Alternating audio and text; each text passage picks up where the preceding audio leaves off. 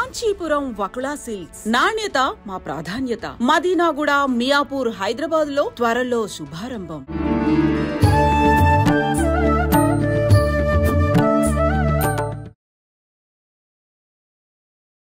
నమస్కారం, welcome to I dream. ధర్మ మార్గం విత్ విజిత కార్యక్రమానికి స్వాగతం. ప్రస్తుతం నాతో పాటు ఉన్నారు డాక్టర్ నిర్మలమ్మ గారు, లక్కరాజు, సామాజిక ఆధ్యాత్మికవేత్త. అమ్మని పెద్దగా పరిచయం చేయాల్సిన అవసరమే లేదు, అమ్మ గురించి మీకు అందరికీ తెలుసు. మనం ఆల్రెడీ అమ్మతో ఎన్నో ఎపిసోడ్లు మాట్లాడుకోవడం జరిగింది. ప్రస్తుతం నేను అమ్మతో మాట్లాడబోయే విషయం ఏంటి అంటే, మనకు మహిళా దినోత్సవం రాబోతోంది. నిజంగా ప్రస్తుత రోజుల్లో మహిళకు దక్కాల్సిన విలువ దక్కుతోందా అని అంటే అదొక క్వశ్చన్ మార్క్ లాగానే ఉంది. అసలు ఆ విషయాలన్నీ కూడా ఇప్పుడు అమ్మతో మాట్లాడి క్లియర్గా తెలుసుకునే ప్రయత్నం అయితే చేద్దాం. ఇంకెందుకండి ఆలస్యం, అమ్మతో మాట్లాడేద్దాం. అమ్మ నమస్తే. నమస్తే అమ్మ, మీతో మాట్లాడే ముందు నేను ఫస్ట్ ఆడియన్స్కి ఒక విషయం చెప్పాలనుకుంటున్నా. మీరు నాతో ఆఫ్ స్క్రీన్లో మాట్లాడిన విషయాలను బట్టి నేను ముందు వాళ్ళకు ఒక విషయం చెప్పాలనుకుంటున్నా. అయితే ఎవరైనా అమ్మతో మాట్లాడాలి అనుకుంటే కనుక వాళ్ళ పర్సనల్ సమస్యల గురించి ప్లీజ్ దయచేసి అమ్మకి ఫోన్లు చేసి ఇబ్బంది పెట్టే ప్రయత్నం చేస్తే అమ్మ అసలు ఆన్ స్క్రీన్కి రావటము, షూట్లు ఇవ్వటమే మానేస్తా అని చెప్తున్నారు. అందుకని చెప్పి ఎవరైనా ఏదైనా సమస్యలు ఉంటే వీడియో కింద కామెంట్ రూపంలో కనుక తెలియజేస్తే దానికి సంబంధించిన ఆ సొల్యూషన్ అనేది అమ్మతో మాట్లాడి ఒక వీడియో రూపంలో మీ అందరికీ అందించడం అనేది జరుగుతుంది. అందుకే దయచేసి మీరందరూ కూడా ఏదైనా సమస్య ఉంటే కామెంట్ చేయండి, కానీ అమ్మకు ఫోన్ చేసి ఇబ్బంది చేసే ప్రయత్నం మాత్రం చెయ్యొద్దు ప్లీజ్. ఇది నా తరఫున రిక్వెస్ట్. అవునా, నేను ఏంటంటే ఫ్రీ సర్వీస్ చేశాను 45 ఏళ్ళుగా. మెంటల్లీ రిటార్డెడ్ 35 years చేశాను. కౌన్సిలింగ్ చేశాను. హైకోర్టులో 10 years లోక్ అదాలత్ మెంబర్ని, రంగారెడ్డి కోర్టులో 4 years, ఇలా 45 years సర్వీస్ చేశాను. ఒక 10 ఏళ్ళ నుంచే నేను ప్రశాంతంగా విశ్వంతో మాట్లాడుతూ విశ్వంతో మంచిగా హ్యాపీగా ఎంజాయ్ చేస్తున్నాను. కాబట్టి నా ప్రైవసీ ఈ చివరి క్షణాలు మంచి ఆనందంగా సంతోషంగా ఉండాలని, ఎందుకంటే ఏదైనా నేను పుస్తకం ద్వారా ఇస్తున్నాను. పుస్తకం ప్రచురించి వస్తుంది, అందరూ ఆ పుస్తకాలు చదువుకొని తమకి తాము తమ జీవితాన్ని తీర్చిదిద్దుకోవచ్చు. ఏంటి వాళ్ళంటే ప్రశ్న ఏంటమ్మాయి? మహిళా దినోత్సవం రాబోతుంది కదా. ఓ సూపర్. అయితే ప్రస్తుత రోజుల్లో అంటే మనకు పురాణాల నుంచి తీసుకుంటే కూడా మహిళలకు ఎంతో ప్రాధాన్యత, ఎంతో విలువ, ఎంతో గౌరవం అవన్నీ కూడా మనం వింటూనే ఉంటాం పెద్దవాళ్ళ మాటల రూపంలో. కానీ ప్రస్తుతం ఆ విలువ లేదేమో అనిపిస్తోంది. అంటే ఒక పని చేసే దగ్గర ఒక ఆడ మనిషి ఉంది అనగానే ఒక చిన్న చూపు. పని చేసే దగ్గర ఎందుకమ్మా, మామూలుగా మన ఇంట్లో మనకే ఎంత సంపాదించినా, ఇంట్లో పని బయటి పని ఎన్ని చేసినా కూడా మన ఇంట్లో వాళ్ళ దగ్గరే మనకు విలువ లేని మహిళలు కూడా చాలా మంది ఉన్నారు. అందుకని చెప్పి అసలు ఏంటి ఈ మహిళా దినోత్సవం సందర్భంగా మన విశ్వ నియమాల్లో ఏముంది అసలు మహిళల గురించి ప్రత్యేకించి తెలుసుకోవాలని ఉందమ్మా నాకు. ఈ విశ్వం అనేది పూర్తిగా రెండుగా ఉంది. స్త్రీ పురుషుడు రెండు కలిసి ఉన్నాయి. కానీ మేల్కు ఈగో ఎక్కువ. పుట్టుకతోటి ఒక గడ్డి ముక్కనట, గడ్డినట, నువ్వు మొగ అనగానే అది గడ్డి నిలబడి ఉంటుందట. స్త్రీ అంటే నేను పడుకొని ఉంటుందట. అది జీన్స్లోనే ఉంది నాన్న. ఇంకొకటి ఏంటంటే మన హిందూ సంప్రదాయం ప్రకారము ఆడది అంటే అణగదొక్కబడినటువంటి భావనలు. అరే మగపిల్లగాడ నువ్వు కంచెం ఆడపడి చెల్లెలొచ్చి కడుగుతుంది, చెల్లెలొచ్చి కడుగుతుంది, ఏందే మొగరాయిలాగా బయటకు పోతున్నావు సాయంత్రం 5 నాడు ఇంట్లకు అంటే వాడేమో రాత్రి 11కు వచ్చినా ఏమన్నారు. ఈ పిల్లని మాత్రము ఏ స్వతంత్ర భావనతో బతకడము చిన్నప్పటి నుంచి అలవాటు చేస్తారు నాన్న. అలవాటు. ఇప్పుడు భార్యాభర్తలు అప్పటి కాలంలో అంటే ఆడవాళ్ళు బయటికి వెళ్ళేవాళ్ళు గారు. ఇప్పుడు మరి ఉద్యోగాలు చేస్తూ ఆడవాళ్ళు బయట నుంచి వచ్చిన తర్వాత మొన్న ఒక అమ్మాయికి ఫోన్ చేసింది. She is a doctor.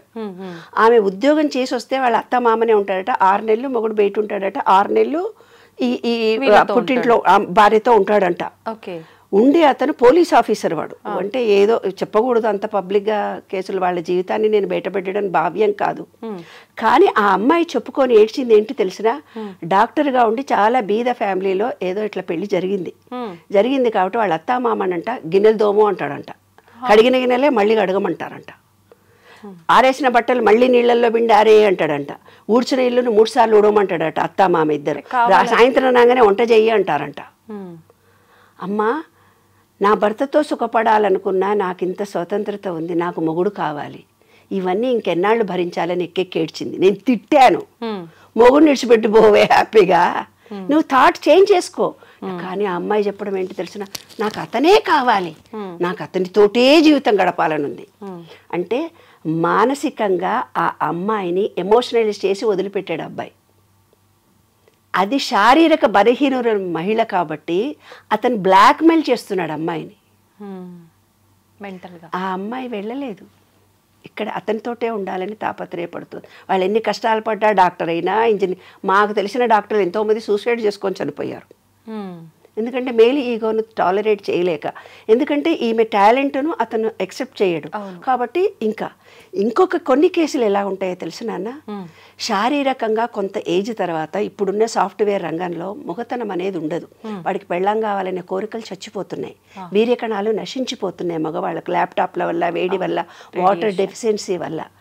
నేను యూఎస్ వెళ్ళినప్పుడు ఎన్నో కేసులు నాన్న, ఆంటీ నాకు మా ఆయన పక్కకు కూడా రావటం లేదు, చెయ్యి కూడా వేయటం లేదు, కనీసం మాట్లాడుకొని మేము ఎన్నేళ్ళు అవుతుందో మా అమ్మ నాన్న కూడా చెప్పుకోలేని విషయం మీతో చెప్పుకుంటున్నానమ్మా అని. అప్పుడేం చేస్తాడు తెలిసినా, వాడి బలహీనత కోసం దీని మీద డామినేషన్ తిడుతూ ఉంటాడు, ప్రతి విషయానికి తిడుతుంటాడు. నీకు ఈ పని చేయడం రాదంటాడు, ఉద్యోగం చేస్తూ కూడా బయటికి ఎంతసేపు పోయినామంటే ఏదో ఒక రీజన్ పెట్టి హ్యారాస్ చేస్తూ, అంటే మేల్ ఈగో తనలో ఉన్న న్యూనతాభావాన్ని కప్పిపుచ్చుకోని ఈమె మీద డామినేషన్ చేసి మానసికంగా హింసిస్తున్నారు అమ్మాయిలని. కొంతమంది అమ్మాయిలు నాకు ఫోన్ చేసి, ఆఫీస్లో మా బాస్ మేమేమీ అనలేము, చెయ్యి తగులుతా అంటాడు, కాలు తగులుతా అంటాడు, ఇంకేదో అంటాడు. ఆఫీసులో ఉద్యోగం చేసే ఆడవాళ్ళము ఎంత పోరాటం చేస్తున్నామో తెలుసా అమ్మా, మీతో చెప్పుకుంటాము, ఎవరితో చెప్పుకుంటాము, ఈ లోకం అంటుంది మంచిగా తయారై హ్యాండ్ బ్యాగ్ వేసుకొని పోయింది అనుకుంటారు, కానీ మా గుండెలో బాధ మేము ఎవరికి చెప్పుకోవాలి. 10 రూపాయలు ఖర్చు పెట్టాలంటే మగుడు నీ ఉద్యోగం చేస్తున్నావని ఇష్టం వచ్చినట్టు ఖర్చు పెట్టుకున్నావులే అంటాడు. అవును అమ్మా, ఎంత అయినా సరే అతనికి ఏం పని చేత కాదు, వంట చేయడం చేత కాదు. ఎందుకు మరి ఇద్దరు ఉద్యోగాలు చేసుకొచ్చుకున్నప్పుడు అయ్యో పాప నా భార్య అలసిపోయిందని ఏ టీవీలో కూడా చూపించరు, ఎందుకే చూపించారు. అదేంటి మొగాడు పని చేస్తున్నాడా, అబ్బాయి నీ ఆయనతో పని, ఉద్యోగం చేసే ఆడవాళ్ళు కూడా ఇలాగే అంటున్నారు నాన్న. నాకు విచిత్రంగా అనిపిస్తుంది. మేల్ అయితే ఏముంది, ఫీమేల్ అయితే ఏముంది, గిన్నెలు దోమితే తప్పేమి, ఇల్లు ఉడిస్తే తప్పేంటిది. తన భార్యకు, తన కుటుంబానికి, తన పిల్లలకే కదా చేసేది. మరి ఈమె కూడా ఉద్యోగం చేస్తోంది కదా, ఇల్లు ఉడ్చుకుంటే తప్పేమొచ్చింది, గిన్నెలు తోమితే తప్పేమొచ్చింది. ఇంట్లో ఏ విషయాన్ని స్వీయ నిర్ణయ శక్తి మగవాళ్ళకి లేనే లేదు, మళ్ళీ ప్రతిదీ స్త్రీనే ఆలోచించాలి. కానీ ఈమె చులకన భావానికి లోన్ కావాలి. మాకు తెలిసిన ఒక ఫ్యామిలీలో నాన్న, అత్తగారు అందరు వస్తారు, కూర్చుంటారు, ఇవాళ వాళ్ళందరూ పెక్కాడుకుంటూ కూర్చుంటారు మంచిగా. ఈమె వంట చేసి చేత కాకుండా అన్నీ చేసి ఉతురికొస్తే, ఏ వంట చేసినావు, ఇందులో పప్పు లేదు, ఉప్పు లేదు. అందరు ఎదుగు కళ్ళ నీళ్ళు పెట్టుకొని ఏడ్చేటట్టుగా, అందరు ఎదురుగా ఏడవదు కదా. మనసులో ఏమనుకుంటుంది, 40-50 ఏళ్ళు కాపురాలు చేసి వియాల ఎదురు కూడా నేను అవమానాల పాలవుతున్నానని ఆమె హృదయం ఎంత బాధపడి ఉండాలి నాన్న. వాస్తవం, కన్నీళ్లతో చెప్పుకోలేని అంశాలు ఇవన్నీ. మన విశ్వ నియమాలతో నేను రీసెర్చ్ చేసి చూసినప్పుడు నాకు అర్థమైంది ఒకటే. ఒక వ్యక్తి దారిలో పోతూ ఉన్నాడంట, పోతూ ఉంటే ఒక డైమండ్ దొరికింది, ఏదో రాయి లాంటిది ఒకటి దొరికింది. దొరికితే అది ఏమిడదో అని చెప్పేసి చెత్తకాయలు అమ్ముకునేవాడు ఉంటాడు కదా, ఆయన దగ్గరకు పోయి ఏదో ఈ రాయి దొరికింది, ఇదేమన్నా తీసుకుంటా ఉంటే, 10 రూపాయలు ఇస్తా పో అన్నాడంట. 10 రూపాయలైనా అని వద్దు అనుకొని ఏం చేసిండట, కొంచెం ఎక్కువ ఇస్తే బాగుండు కదా, నాకు ఇవాళ అన్నం గిన్నె వండుకునే పైసలు కావాలనుకొని ఒక కోమటి ఆయనకు అమ్మాడంట. ఆ కోమటి ఆయన దాన్ని తీసుకుపోయి ఒక మార్వాడి షాప్ ఆయనకు చూపించిండట. మార్వాడి షాప్ చూపిస్తే 500 కోట్లో ఎంతనో ఇస్తానన్నాడట, 5 కోట్లో ఏమో ఇస్తానన్నాడు. అబ్బో ఇదేదో బాగానే ఉంది, వీడేదో నన్ను మోసం చేస్తున్నాడని బంగారం షాప్ ఆయన దగ్గరికి, డైమండ్ చేసే ఆయన దగ్గర తీసుకెళ్ళాడట. ఆ డైమండ్ చేసే మార్వాడికి అమ్మాడంట వీడు. మార్వాడి వాడి దగ్గర 5 కోట్లు తీసుకొని వీడు అమ్మేసిన తర్వాత వాడేం చేసిందంటే డైమండ్ వాడి దగ్గరికి వెళ్ళాడంట. ఆ రాయిని తీసుకొని డైమండ్ వాడు 500 కోట్లు ఇచ్చాడంట. అంటే మహిళ అనేది కూడా ఒక డైమండ్ లాంటిది నాన్న. ఈ చెత్తబుట్ట లాంటి వాడు సమాజం, అత్తలు, కోడళ్ళు, పక్కన ఉండేవాళ్ళు, ఆఫీసులో ఉండేవాళ్ళు 5 రూపాయల విలువ ఇచ్చే మాట్లాడతారు నాన్న. ఇంకొకడు ఎవరైతే అతను మార్వాడి డైమండ్ని తెలుసుకున్నాడో దానికి ఒక విలువ కట్టినట్టు అమ్మ అని నమస్తే పెట్టి ఒక స్త్రీ అంటే ఎంతో గొప్ప అని తను కూడా శారీరకంగా నాలా అలసిపోతుంది, ఆమెను ప్రేమించాలి, గౌరవించాలి, ఆమెకు నేను సహాయం చేయాలి అని ఆలోచన విధానం పెంచుకోవాలి తల్లి. ఒక సినిమాకి తీసుకెళ్ళి మహిళా దినోత్సవం కాబట్టి నేను ఒక్కటే ఒక మాట అడుగుతాను నాన్న. నేను ఇలా ఫ్రాంక్గా అడుగుతానని కొంతమంది నన్ను మీటింగ్ కూడా పిలవరు, ఎందుకంటే ఫ్రాంక్గా మగవాళ్ళందరి దగ్గరికి వచ్చి నేను మీటింగ్లో ఒకటి, ఏనాడైనా నీ భార్య ఏం కూర ఇష్టమో మీకు తెలుసా అండి అని అడుగుతా. మేము అడగలేదండి, నాకేం కూర కావాలో చేయమంటాను కానీ ఆమెకి ఏమి ఇష్టమో నాకు. పోనీ మీ పుట్టింటికో అత్తగారింటికో నీకు ఇష్టమైన ప్రదేశానికి నేను తీసుకెళ్తానమ్మా అని మీరు ఎన్నడన్నా పురుషులు ఎవరన్నా స్త్రీని అడిగారండి అంటాను. మేము అడగలేదు, మాకు కావాల్సిన చోటుకే నా పెళ్ళాన్ని పిల్లల్ని తీసుకొని పోతాం. ఇదమ్మా మహిళ అంటే. మనం ఎంతో ఎత్తుకు ఎదిగాము, ప్రపంచాన్ని సాధిస్తున్నాము, కానీ మన విలువ గౌరవము తెలుసుకునే మనుషులు ఈ విశ్వంలో ఉంటారు. అప్పుడే ఈ జనరేషన్లో మార్పులు కలుగుతాయి. నీవు ప్రేమ ఇస్తే ప్రేమ వస్తుంది. నేను ఒక స్టోరీలో కూడా ఇంతకు పూర్వమే వీడియోలో చెప్పాను, తండ్రి ఎలా భార్యను చూసుకుంటాడో వాళ్ళ పిల్లలు కూడా అలాంటి భర్తలే వస్తారు. నువ్వు హెరాస్ చేస్తే హెరాస్ చేస్తారు. నీ పెళ్ళానికి డైవర్స్ ఇచ్చేదాకా నీవు ఇబ్బంది కలిగిస్తే నీ బిడ్డలకు కూడా డైవర్స్ వస్తుంది. కాబట్టి ప్రతి పురుషుడికి ఈ విశ్వ నియమాల్లో మనం ఏమిస్తే చర్య ఈజ్ ఈక్వల్ టు మైనస్ ప్రతిచర్య. అప్పటి కాలంలో చెప్పేవాళ్ళు పూర్వజన్మలో ఎప్పుడో వస్తుందని. పూర్వజన్మలో రాదు, ఇంకోటి రాదు, కంపేర్ చేయకండి, ఈ జన్మ ఈ లోపటినే వస్తుంది. నాకు ఇప్పటికీ అర్థం కాలేదు. పోల్చుటెందుకు?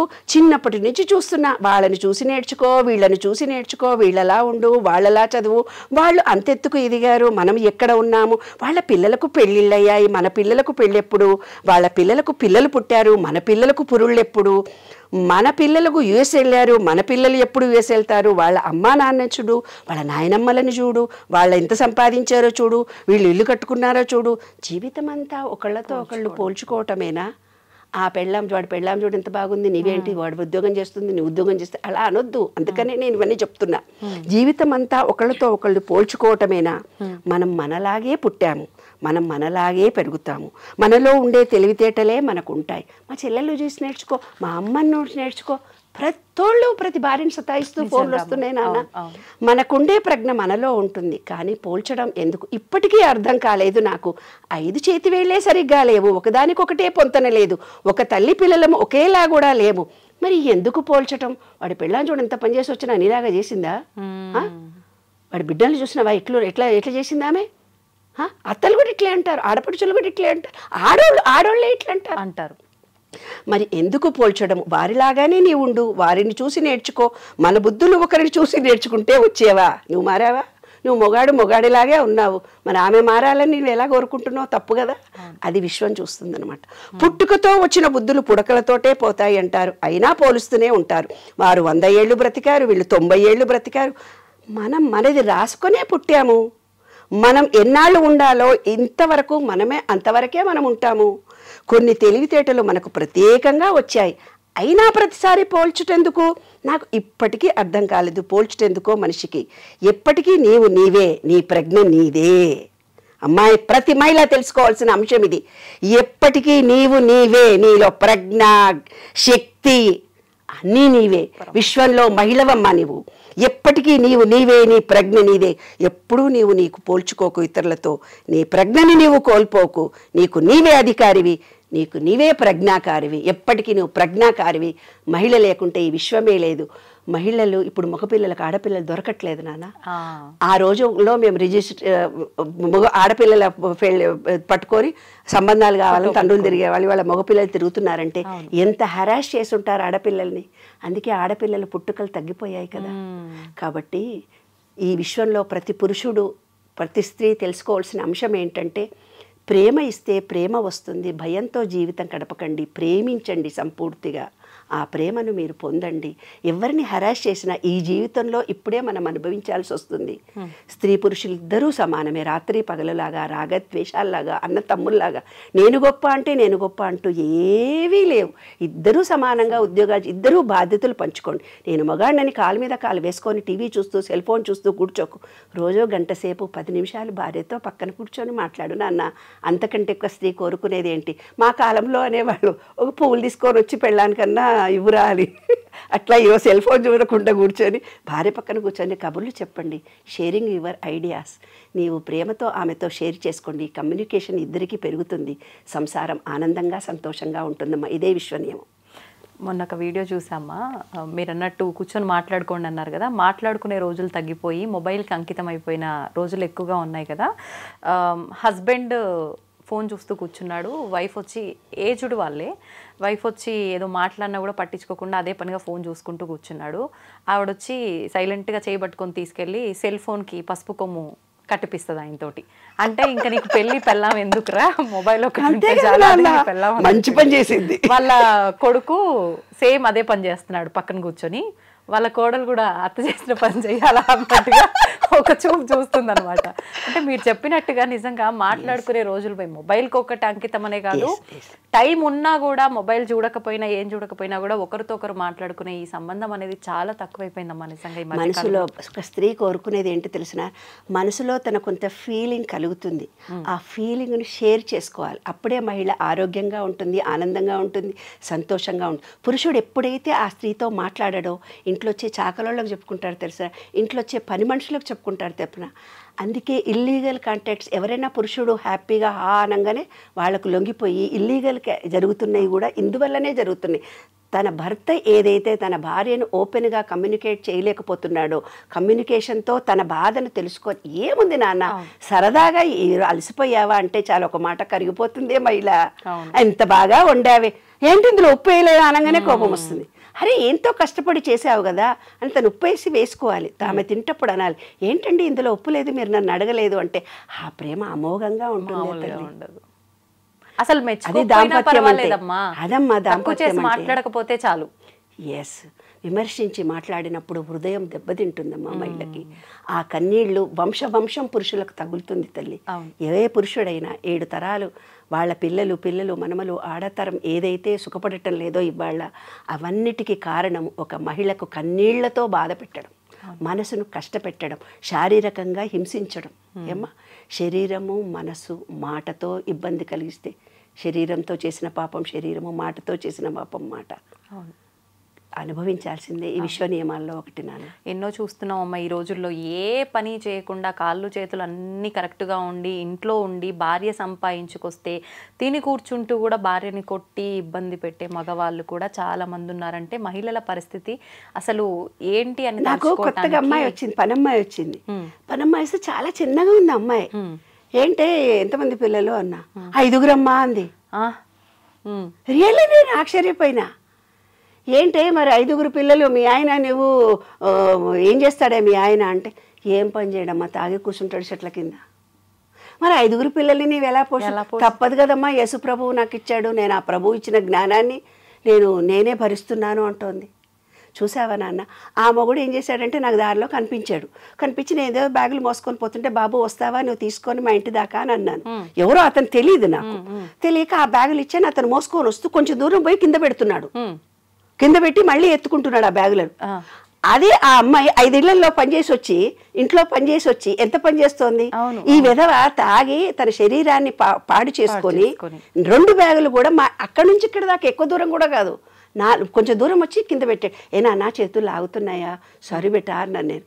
అంటే అవునమ్మా అంటున్నాడు. అంటే గుండ్రాయి ఏమన్నా మా భర్త అని చెప్పినాక, అదేంటి గుండ్రాయిలా బాగానే ఉన్నాడు కదే, బ్యాగులు కూడా మైలేవు, అంతే అమ్మ తాగి చచ్చిపోతున్నాడు అని చెప్తా. అట్లా ఊర్లలో కూడా నాన్న సంసారాలు విచ్ఛిన్నం కావడానికి ఈ డ్రింక్సే కారణం. ఏంటంటే అప్పుడు మగవాళ్ళు ఒక్కళ్ళే తాగేవాళ్ళు, ఇప్పుడు ఆడవాళ్ళు కూడా తాగుతున్నారు. మగ మొత్తం తాగేసరికి ఏమవుతుంది, పిల్లల పోషణ రక్షణ కరువైపోతుంది. కాబట్టి ప్రతి వాళ్ళు కూడా భార్యలను ప్రేమించండి. డ్రింక్స్కి కానీ వేరే అలవాట్లకు లోను కాకుండా కుటుంబం అనేది మన భారతీయ సంస్కృతిలో ఎంతో గొప్పది. ఈ కుటుంబ వ్యవస్థ అనేది చాలా గొప్పది. ఈ కుటుంబాలు చిన్నాభిన్నం కాకుండా ఉండడానికి మీ వీర్యకణాలు స్త్రీ లక్షణాలు, పురుష లక్షణాలు. నీరు ఎక్కువ తాగండి.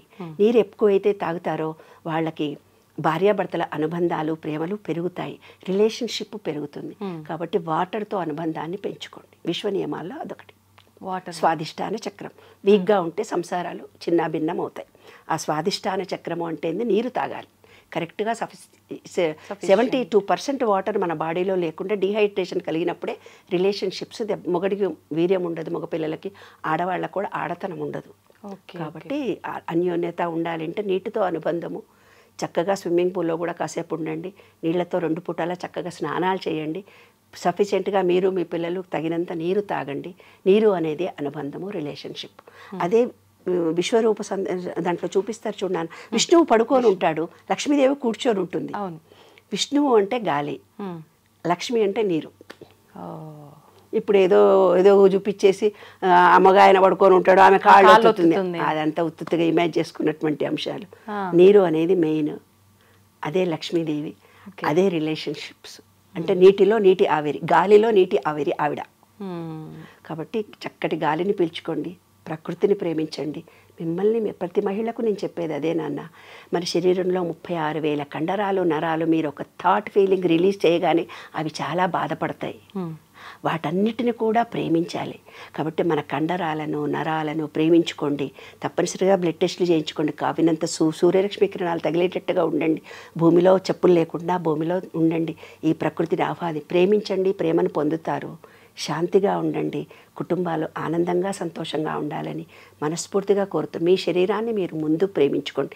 మిమ్మల్ని మీరు పురుషుడు కానీ స్త్రీ కానీ తనని తాను ప్రేమించుకోవడం ఎప్పుడైతే తెలుస్తుందో ఎదుటి మనిషికి ప్రేమ అందించడం తెలుస్తుంది.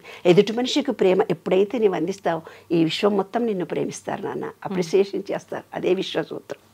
సూపర్ అమ్మా. ఒక చిన్న మెసేజ్ ఇవ్వాలి అని అంటే మహిళా దినోత్సవం సందర్భంగా ఏమిస్తారమ్మా సమాజానికి? స్త్రీ హృదయం వెన్నలాంటిది, కరిగిపోతుంది ద్రవంలా. స్త్రీ ఉదయం పాషాణంలా ఉంటుంది. కఠినంగా నువ్వు మాట్లాడితే గుప్పిడి మూసిందంతేలేమ్మా. ఆ సముద్రం అక్కడ ఒక మహిళ హృదయము గుండె బద్దలైంది, అక్కడ సునామీ వచ్చింది అని రాశారు.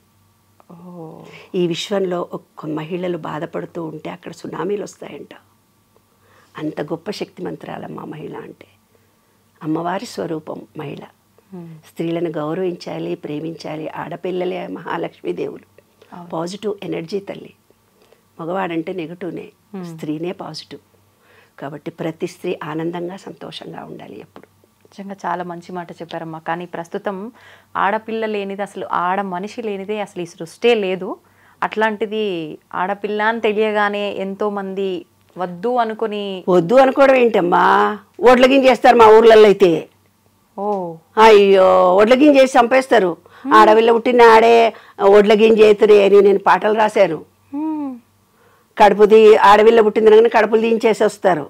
ఎందుకంటే ఈ రోజుల్లో టెక్నాలజీ పెరిగిపోయింది కాబట్టి. అందుకే ఎవరికి మగాళ్ళకి ఆడపిల్లలు దొరకట్లేదు. ఒక స్త్రీ సంతానాన్ని మీరు ఎప్పుడైతే హత్య చేస్తారో ఇంకా తర్వాత తరాల వాళ్ళందరికీ ఆడపిల్లలతో హింసించబడతారు. ఆ వంశమంతా స్త్రీ శాపం ఉంటుంది. పసిబిడ్డను 3 నెలల కడుపును తీసేసినా కూడా అది బాధపడుతుంది. అది కూడా హత్యనే. ఏ రకంగా చేసినా హత్యనే. చెట్ల కింద పడేసినానంటారు, ఇంకెక్కడో పడేసినామంటారు, పిల్లల్ని వదిలిపెట్టిపోతున్నారు. ఇవన్నీ ప్రకృతికి విరుద్ధంగా జరుగుతున్న అంశాలు. కాబట్టి మనకు ఏదైతే భగవంతుడు ఇచ్చాడో అది మన కోసమే ఇచ్చాడు. దాన్ని యాక్సెప్ట్ చేయాలి. కొంతమంది ఫోన్ చేసి మాకు చాలా కష్టాలు, నేను ఎక్కెక్కి ఏడుస్తారు. భర్త చనిపోయాడని ఏడుస్తుంటారు, యాక్సిడెంట్లైనా ఏడుస్తుంటారు, డబ్బు లేదని ఏడుస్తుంటారు. ఎన్నో రకాలైన సమస్యలతో ఉన్నది ఈ ప్రపంచమంతా.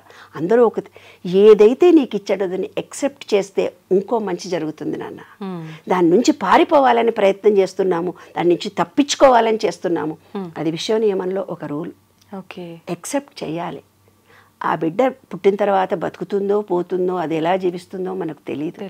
దాని అదృష్టం వల్ల మన ఇంట్లో కాలు పెడితే ఏమన్నా కలిసి కూడా రావచ్చు, మనం చెప్పలేం కదా. విశ్వం ఏదో నీకు నేర్పడానికి వస్తే నువ్వు ఉల్టా చేసావు, ఆ పాపంగా నువ్వు మిగిలిపోయావు. పాపం అంటుకుంటుందమ్మా. నిజంగా వాస్తవం అమ్మ. మీరు చెప్పిన మాటలన్నీ కూడా కళ్ళకు కట్టినట్టుగా, అంటే మనం ఇంటి పక్కన వాళ్ళదో, ఇంట్లో పనిచేసే వాళ్ళదో, ఇరుగు పొరుగు ఎవరిదో ఒకరిది చూస్తూ ఉంటాం ఇలాంటి స్టోరీస్ కదా. కళ్ళకు కట్టినట్టుగా కనిపిస్తున్నాయి మీరు మాట్లాడుతుంటే. ప్రతి ఒక్కటి కూడా వాస్తవం కదా అన్నట్టుగా. నిజంగా ఈ మాటల ద్వారా అన్న కనీసం ఒక్కరిలో అన్నా మార్పు వస్తే నిజంగా దానికి మించిన సంతోషకరం ఇంకొకటి ఉండదమ్మా. అదే అనుకుంటున్నాను. ప్రతి మహిళ ఆనందంగా సంతోషంగా ఉండాలి. పురుషుడు తప్పు చేయకుండా ఉండగలగాలి. తన భార్యను, తన బిడ్డలని, తన తల్లిని అపురూపంగా ప్రేమించాలి. స్త్రీ సంతానం కలగడం అనేది భాగ్యంగా భావించాలి. ఎందుకంటే పురుషుడికి భార్య చనిపోతే వాడు పిచ్చోడైపోతాడు. అదే స్త్రీకి భర్త చనిపోయినా పిల్లల్ని పోషిస్తుంది. ఎన్ని చూస్తున్నారమ్మా, ఇన్ని సినిమాలు చూస్తున్నారు, కథలు చూస్తున్నారు. పురుషుడు అనేవాడు అసమర్థుడే, ఎప్పటికీ అసమర్థుడే. కానీ అతని తోడు లేకుంటే స్త్రీ అసమర్థురాలు. విషయం అది అమ్మా. కాబట్టి తప్పనిసరిగా ప్రతి స్త్రీకి ఒక పురుషుడి తోడు ఉండాలి, పురుషుడికి ఒక స్త్రీ తోడు ఉండాలి. శివుడు పార్వతులే అర్ధనారీశ్వర తత్వం అందుకే చూపించారు. అరే బాబు, ఒక స్త్రీ రా, ఇది పురుషుడు రా, నీలోని కూడా ఇద్దరున్నారా అని. అవును, సంతోషం అమ్మ. చాలా మంచి విషయాలు తెలియజేశారు. ధన్యవాదాలు. థ్యాంక్ యూ వెరీ మచ్ నాన్న. ఈ వీడియో చూసే ప్రతి ఒక్కళ్ళు కూడా మిమ్మల్ని మీరు ప్రేమించుకోండి. విశ్వంలో ప్రతి ఒక్కళ్ళని ప్రేమించండి. ఆడవాళ్ళని చులకనగా చూడకండి.